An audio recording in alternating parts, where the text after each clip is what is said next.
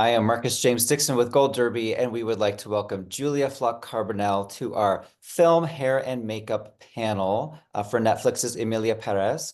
So first of all, Julia, we have to talk about the fact that Karla Sofía Gascón plays two characters that look completely different from each other. And I want to kind of start with Manitas, the evil drug lord. What can you tell us about that look?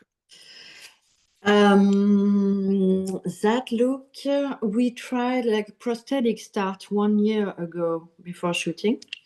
It's Jean-Christophe Spadaccini who creates this beautiful like texture prosthetic nose and cheeks. And then like we went like I didn't, but it was going on a Narcos classical 70s way, and we didn't like it so much because we've seen it and it's not really. Jacques Audiard wanted scary. He wanted scary.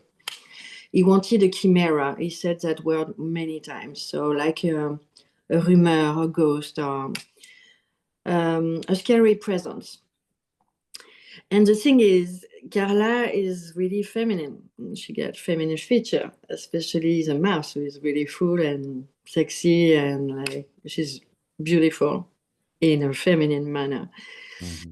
And so we couldn't go really around this mouse. And so I thought to myself that maybe something like the wrestler, Mickey Rourke, this type of physical and the in-between, the coquetry, but with texture, and we can tell the fight with the nose broken and stuff. Maybe it could work with this mouse. Mm-hmm. And we added a lot of texture and shadow to blurry as much as possible is Manita's face. And we keep Karla hair. First, we thought about a wig and something, but I was like, no, let's go for it. Like, so like we, like go as far as we can, like to make it a long forehead, sorry. And I was afraid for Karla for this part. I was afraid that she would be eventually hurt. I don't know the story behind it, but like I was praying like. And as soon as we find Manitas and this character with really shiny velvet like jogger and grill, and she went for it. She was really excited. Her way of moving was changing right away. She was enthusiastic, like 100%. So it was a relief for me, like, because I knew that she could play, like she was already playing on my chair. So. Mm-hmm.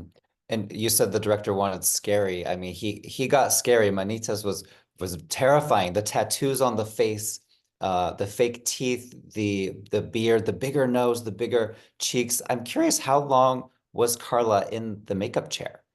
For prosthetic, I think first off, Jean-Christophe took maybe 1.5 hours, and then we, as makeup and stuff, and Simon, my co-chief artist, like helped me with beard and stuff.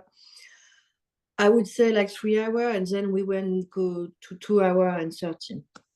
And yes, it's a bit scary. The tattoo helped a lot because it looked like a social suicidal.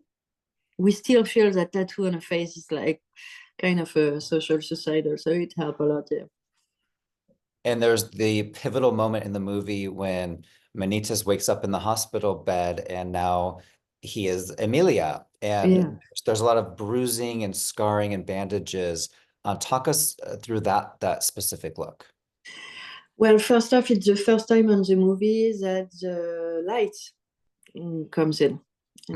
That we are not shooting at night or pretending it's night. And the idea of transition is not about the physical transition. This physical transition helped symbolically to let Manitas having feeling and express feeling and meet love and meet woman world, our children, ex-wife as woman. And it's Manitas who goes through love because he's trapped otherwise. When he's cartel, he's trapped in this role and persona, he has to be scary. He's trapped.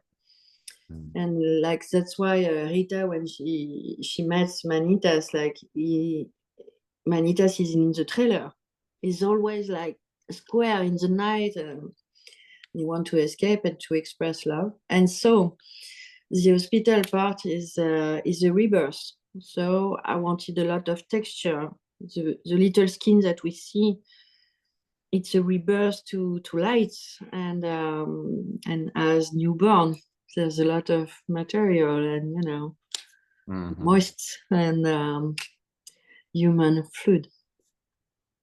And we should talk about Zoe Saldana's character of Rita. She has her own transformation throughout the movie. At the Every beginning, actress has. yeah, and at the beginning, her hair isn't as perfect as it is later, and her makeup. Yeah. Can you talk about how she changes? Well, the thing is, Zoe in real life is perfect. She is like elegant, like you can't even imagine. Like even going to toilets, I guess it's something that like it's in slow motion how perfect she is. So the thing is, the most work that we had is to kill that, is to for the wow effect of Rita going to London and having money and power. We had to find a Rita with low self-esteem, work a lot for bad men and evil men, and can't access with this glasses roof, can't access to what she deserves, especially as a Black woman too. It's talking about that. So like Zoe is like so sophisticated that we were searching most of it Rita first. Because of the dancing and stuff, we wanted another nature of hair, more curly, more natural to black hair. And also because it's so beautiful as Zoe, her hair, like we pinned it like every time for her to dance and to do not show too much femininity. She wants to disappear. She disappeared. Like she's not like, she's in this gray, like cheap costume, no shine, no great fabric and stuff. We add some pad too. Virginie Montel and Ariane Dora add some prosthetic too in the costume to make the body of Zoe not so perfect. Even with the prosthetic, she's perfect. But like, just to show eventually bad food or what comes with no money. And that's it. She accepted. She was like really, really, she played along. Like she accepted having bushy eyebrow, a little shadow of mustache. We were searching for the little imperfection, and we put some dots in it. So that's what I prepared with Simon, but then came along Vera Stenberg with our makeup artist, fabulous makeup artist. And they switch and they go really well because Vera knows perfectly Zoe. They do most of the time really beauty. But once we design that, they go for it, and like it works so well, I think. Oh, it did, definitely. I have to mention Selena Gomez's character of Jessie. She has this beautiful white wig with the dark roots. Yeah, What was the inspiration for her look? She was kind of a wild child character. exactly. That's exactly. I couldn't say better. Jessie is like this cliche of head cartel wife trapped in a relationship with cliches that goes with it, like being protective, not working, and being a mom like so soon. She's so young. And so she can't really escape. We don't know that at first. We just see this woman like who look, she's very girly, she got tacky clothes, and and then she's a widow. I mean, she believes she's a widow. So her path, her transition to her is to go autonomy, and to go also like she's okay to be a kid now. She doesn't stay like to be the wife of someone. She go to Europe, called Switzerland, I think. And so she embraced European standard too. Like she's really white skinned, she's blonde with dark roots, because you can't go really blonde with Selena. She got something with the eyebrow and stuff. Like it's better to have roots to make it rock and roll and Debbie Harry, and because we know she's not blonde. So it has to be like for it to be rock and roll, it has to be roots.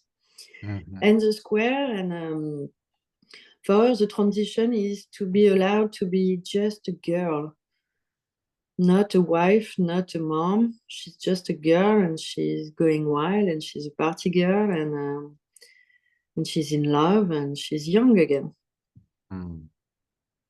Well, Julia, thank you so much for chatting with us today. I learned Thank you. so much. I'm so happy to be We with you. will, yeah, we'll see you in a little bit at the group roundtable.